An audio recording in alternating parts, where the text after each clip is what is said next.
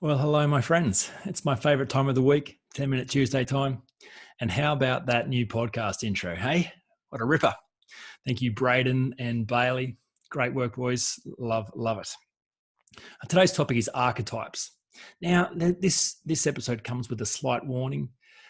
Generalizations are unavoidable, but they're dangerous.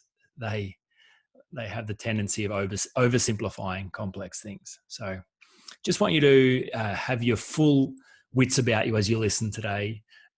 We're always looking for shortcuts, always looking for simplifications. It makes sense to find the easy way out. But so for some of you, this is going to be really insightful and it's going to solve a really interesting dilemma you've got at the moment.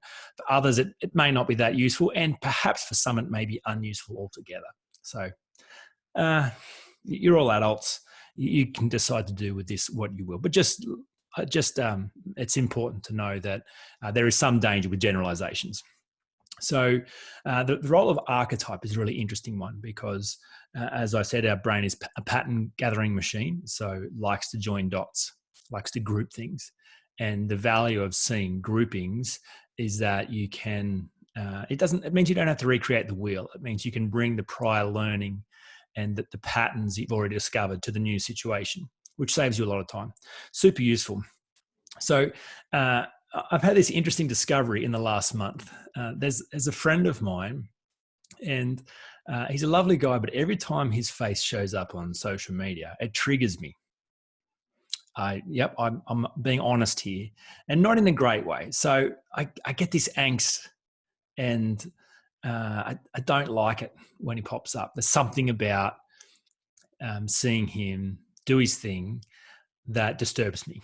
Now that's unkind, so it's not me at my best, right? But I kind of was like, why? What is happening here? Why do I get frustrated or annoyed at this guy?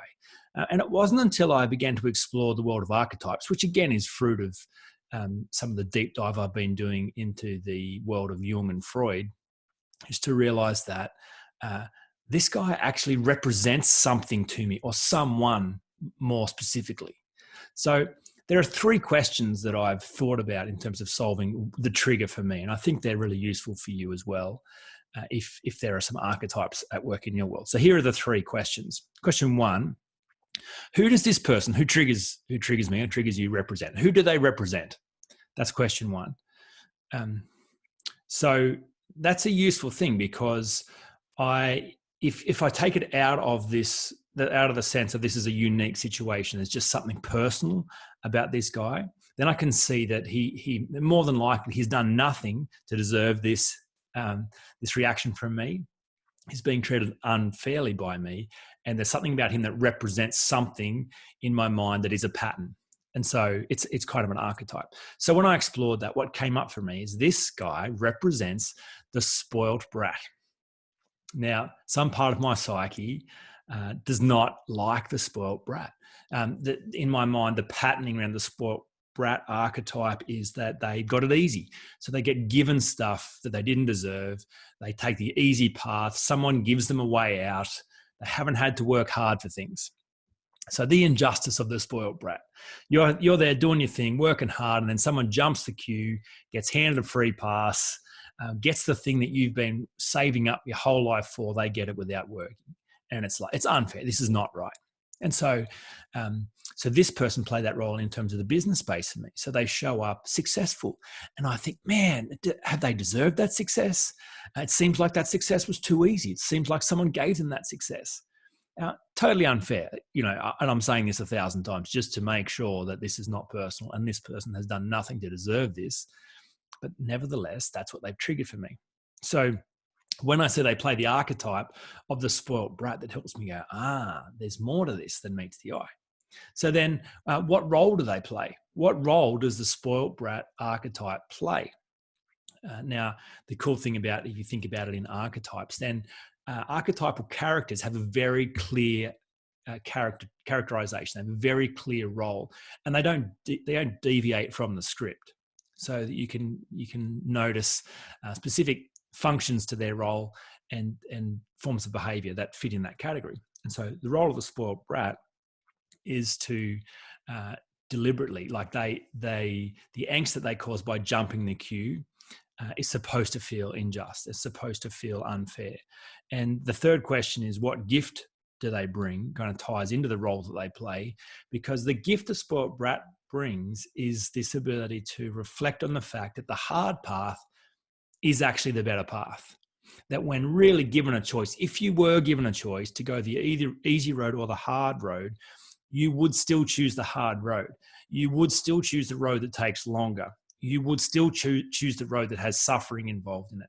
You would still choose the road where you had to work it out for yourself, where you had to save for this for yourself, where you had to do your time. If you had a choice, seeing how both roads play out, the spoilt brat gives you the opportunity to say, no, hard is better. Hard is always better.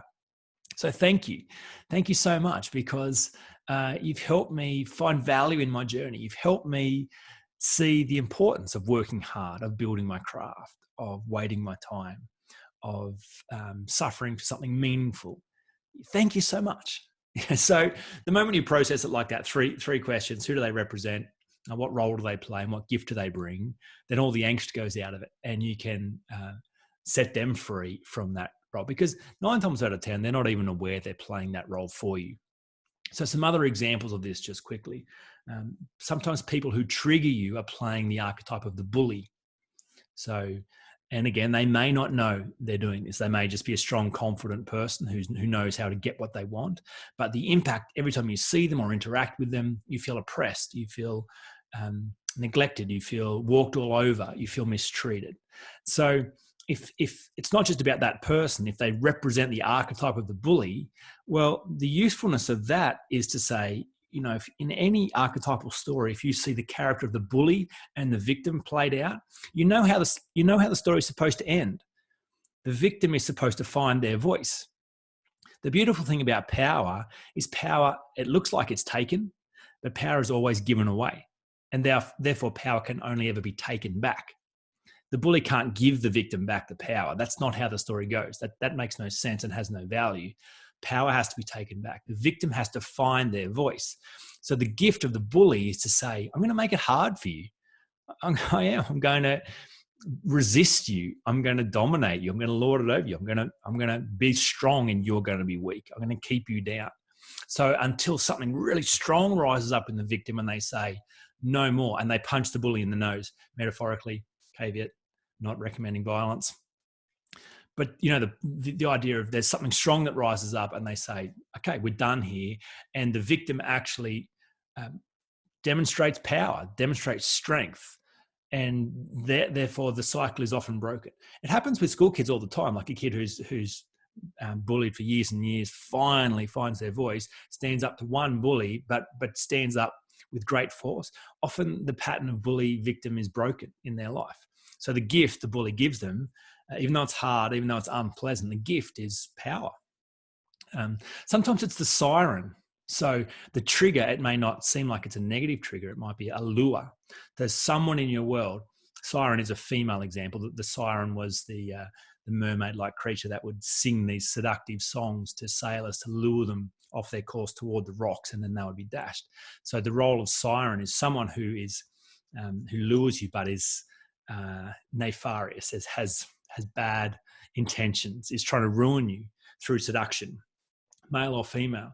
And if you just see them as an isolated case, it's easy to get caught up in the trap. But if you go, no, this is the archetypal siren.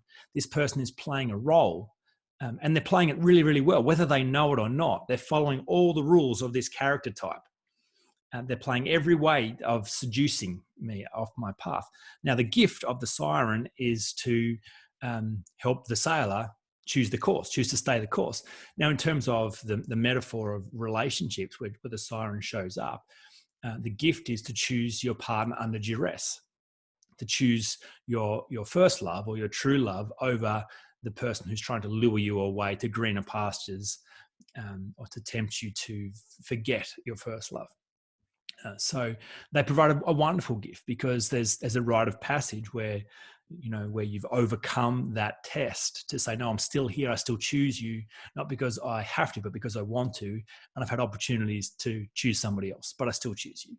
So again, the value of seeing in terms of archetype is that you go, I get how this is supposed to play out. I can see how this works on the realm of pattern and process. So I don't get lost in the story of it. And I don't get lost in how personal this feels, because often the person doesn't know they're playing that role. So they have no intent to ruin your life. They're just living their life. And for whatever reason, they represent or trigger that character for you. So it's a beautiful personal development opportunity for you. It's a beautiful opportunity for you to find your voice, choose the things that are most meaning for you, stay the path, get clear about what you really want. Sometimes the archetype is the dominant leader. So that's come up for a few people I'm working with at the moment. Someone's a really strong leader, a really strong boss, the archetypal alpha leader, where they're very clear about what they want. And strong leaders have to have servants. They have to have people who don't know what they want to fulfill their vision. Now, if you get lost in the individual situation of your own boss, or maybe it's your parent, maybe you've got a really strong dad who plays the alpha leader, they're clear about what they want, and they're going to sweep you up into their thing so that you can help them do their work. It feels so personal when it's just the dynamics of that relationship. When you see it in the archetype, you go, the gift the alpha leader brings is similar to the bully, but slightly different, in that there's a chance for the servant to become their own master, to go, actually, I am going to go my own path. I've served here long enough. I have made you rich long enough. Now it's a chance for me to make myself rich. I've learnt my craft. I've waited my time. I've served faithfully. And now my time. Just like you served faithfully and the leader before you, now my time. Now, the dominant leader never gives you your time. They have a language of empowerment. Yeah, I'm going to empower you to do your thing. But they never let you go. They make it hard for you to leave. They play every trick in the book so you don't leave. If you lose the fact that it's an archetype that feels so personal and so hurtful, when you see it in archetypal world, you go, what a wonderful gift. Thank you so much. Thank you. I know exactly how to play this now. I know exactly what's required of me. I know the personal development challenge in this season.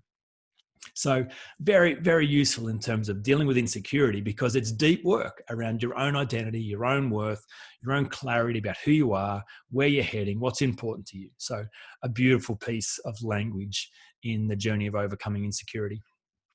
I will leave it there for today. Now, if you haven't already heard me talk about the Unhindered short course, just quickly, the intention of that is to fill a gap. At the moment, I've just got some free stuff and then a high-end one-on-one coaching. So that's not going to suit everybody. So this is designed to go, this is super useful, super quality content, a really high level of personal interaction at a very reasonable price. So that's going to suit people's budget. I'd love it for it to be a no-brainer. If you go, solving insecurity is super important to me, well, you've come to the right place here. The short course and soon the book will be just a very central part of that work. My aim is to help as many people as possible do that work. So jump online, check it out. People are enjoying it so far already. And easy to find, easy to do. All right, we'll leave it there. I'll talk to you next week.